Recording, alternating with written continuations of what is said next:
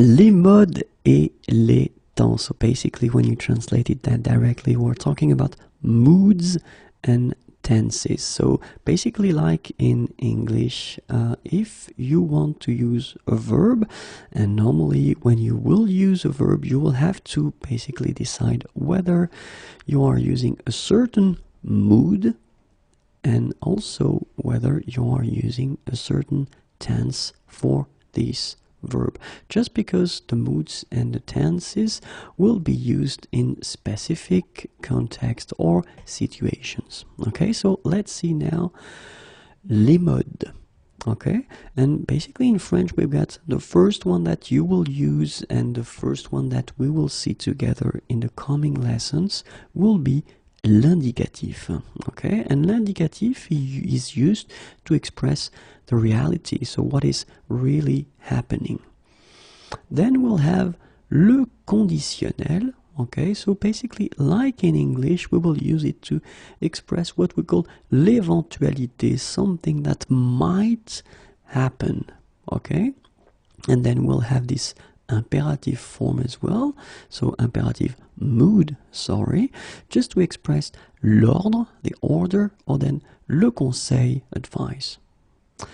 And then we'll have this subjunctive, which can be quite tricky, especially at the beginning, because it doesn't exist really in English, and it's to express what we call le sentiment. Okay, so basically we'll have these main moods, so l'indicatif, le conditionnel, l'impératif, and then le subjonctif. It does mean that in all these moods, dans toutes ces modes, you will have different tenses as well. Okay, and that's what we are going to see next, because basically when we're talking about les temps, the tenses, well, I will make it simple, okay, and we'll see in the coming or in the next videos how it will work. But mainly you will express three things with these tenses, and the first one is le présent, okay, the present, then le futur, the future, and then le passé, the past. And we will see that for all these three options we will have different ways of expressing them, so it does mean that we will have not only three tenses but much more.